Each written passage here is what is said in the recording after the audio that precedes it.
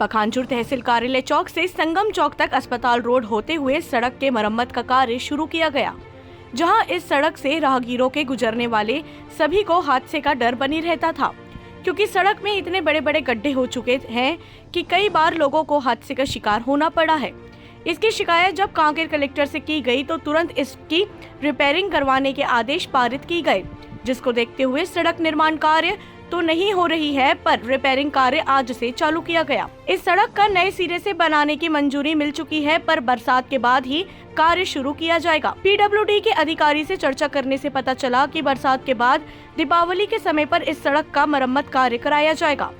इस वर्ष के बारिश में इस सड़क का मरम्मत 2 बार किया गया है, पर पानी गिरने से सड़क का हाल बेहाल हो जाता है। पखानजूर से बिप्लब कुंडू की रिपोर्ट।